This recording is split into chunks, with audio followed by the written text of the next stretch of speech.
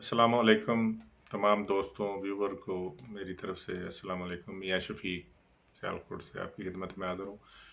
काफ़ी दिनों के बाद, काफ़ी बड़े लंबे वक्फे के बाद आपके सामने आपकी खिदमत में दोबारा हाज़िर हूँ। कुछ मसरूफियात थी, कुछ मामलात को देखने में मसरूफ़ था। तो आज मैं आपको एक बड़े ही नहायत ही अहम मामले पे बात करने के लिए आपके सामने हाज़िर हूँ।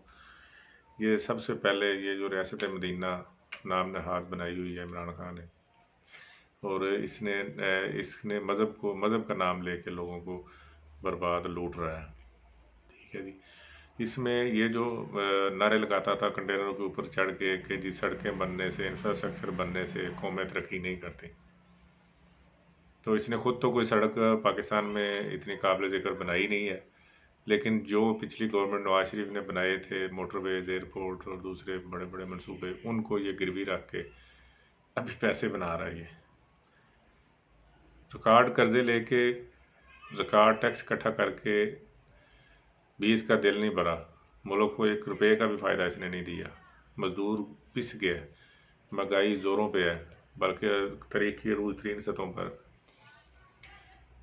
तो ये सारे पैसे जो इसने बटोरे हैं लोगों से, वो किधर गए हैं? ना तो कोई काबिल ज़िक्र डेवलपमेंट हुई है मुल्क में। बिजली के बहरान अलहदा से है, बिजली जा रही है। अभी भी मज़े की बात है, मैं ये वीडियो रिकॉर्ड कर रहा हूँ तो मेरे पीछे से बिजली ऑफ हो गई है, चली गई है। ये इंतहाई अफसोस की बात है। मुझे ऐसा लग रहा है जैसे हम फिर 2010 से 2014 का जो दौर था, 13 का जो दौर था, वहीं पे जा रहे हैं, पीपल पार्टी के दौर में, जहाँ पे लोगों की 20-20 घंटे, 22-22 घंटे बिजली नहीं होती है। अभी ये लोड शेडिंग का इन्होंने सिलसिला शुरू कर दिया हुआ है और डाल रहे हैं पिछली गवर्नमेंटों के ऊपर। इनको शर्म इस बात पे नहीं आ रही कि वही मोटरवे जिनके ऊपर ये बैठ के तनकीद करते थे, उन्हीं को भी ये गिरवी रख के लोग पैसे बना रहे हैं। लेकिन ये पैसा जा किधर रहा है? मेरा सवाल ये है, मुक़्तदर लोगों से, मुक़्तदर अदारों से ये तो सवाल है कि आपने इसको पकड़ के बैठा तो दी है, तो इससे ये भी तो कम से कम पूछ लेना, इसको एक चपक लगाएंगे ना, ये पैसा जा किधर रहा है, या फिर आप भी इसके साथ मिल के खा रहे हैं सारे के सारे। ये जो हमारे ताकतवर अदारा है ना एक, जिसने इसको बनाया है, उनसे मेरा ये सवाल है कि कम से कम इसको मुल्की मफाद के ख़िलाफ़ तो ना जाने दें इसको। ये तो अनारकी फैला रहा है, मुल्क में खाना जंगी कराना चाह रहा है। ये जो अड्डे लोग मैं कह रहा एब्सोल्युटली नॉट जी, मैं अड्डे नहीं दूंगा। वो भाई आपने अड्डे दे चुके हुए हैं।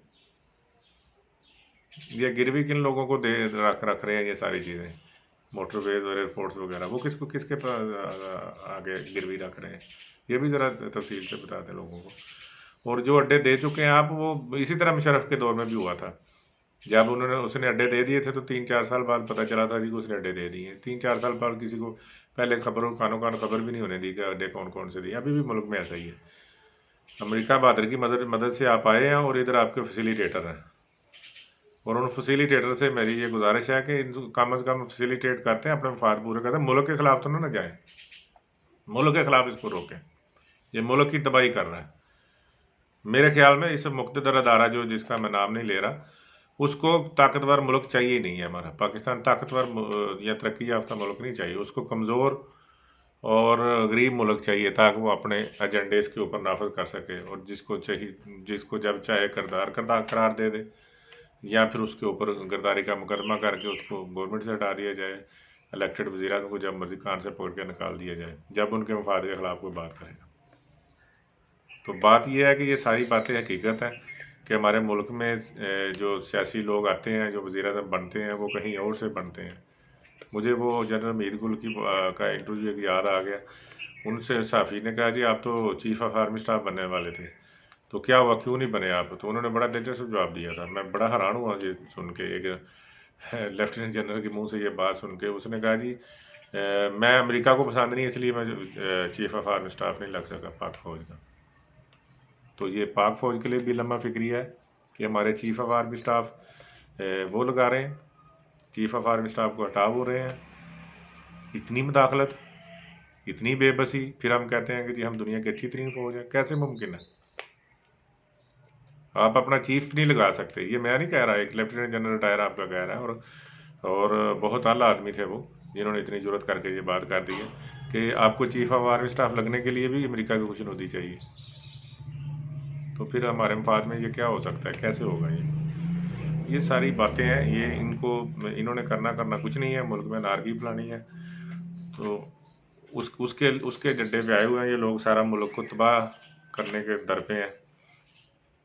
तो बस दूसरी बात यह है कि ये इन्होंने जो लगाया हुआ है जो तमाशा के जो इंतखाबी तरामीम, ये इलेक्ट्रिक मशीनरी, जब इलेक्ट्रिक वोटिंग मशीन को एक्सेप्ट नहीं कर रही अपोजिशन या दूसरा मुल्क के दूसरे जमातें नहीं कर रही, या इलेक्शन कमीशन इनकार कर दिया, तो आप अकेले इसको कैसे नाफिज कर सकते हैं?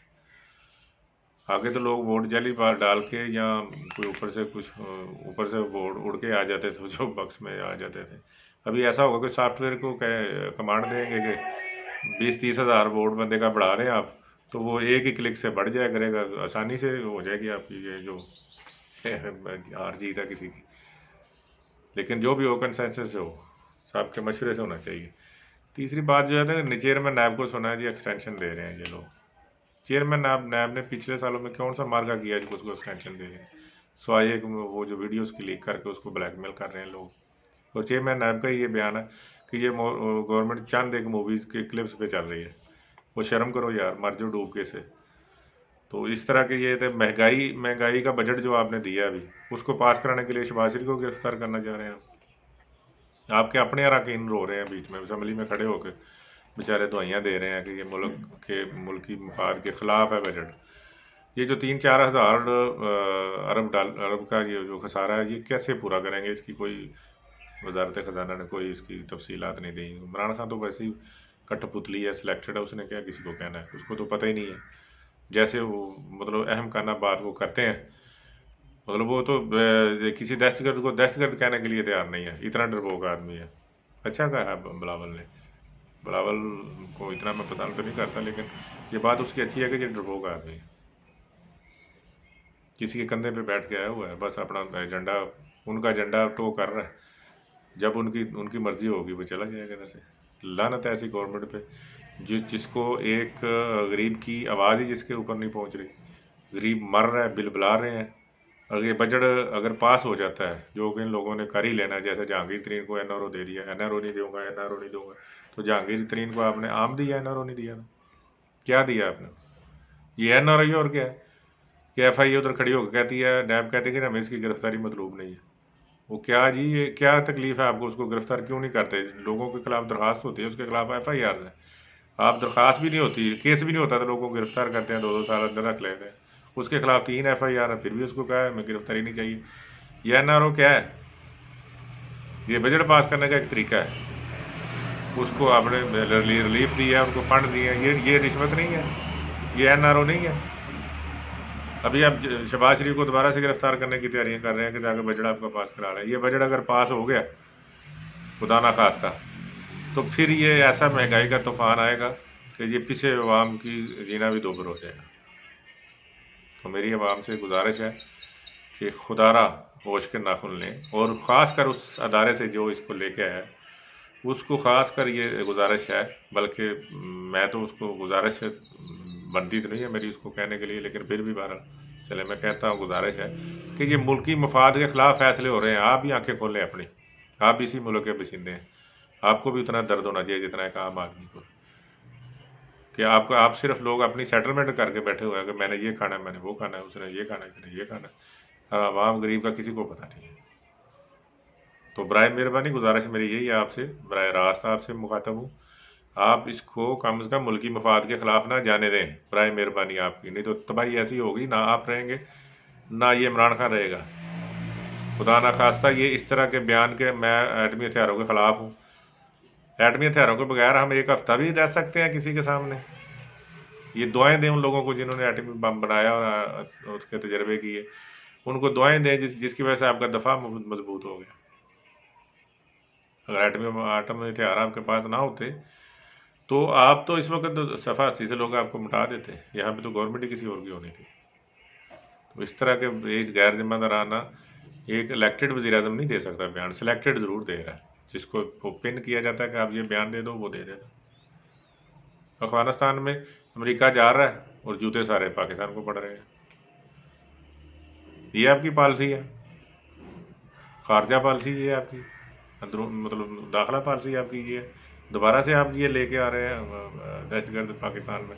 धमाके दोबारा से कराएंगे अड्डे दे के, एक वेव आएगी फिर धमाके शुरू हो जाएंगे। तो उसी अदारे से मेरी रिक्वेस्ट है कि इसको रोकें प्लीज़। ये जितना लेट होगा उससे कहीं ज़्यादा नुकसान कर देगा। आप सब दोस्तों का बहुत शुक्रिया। इंशाअल्लाह जल्दी आपसे दोबारा मुलाकात होगी। अस्सलाम वालेकुम।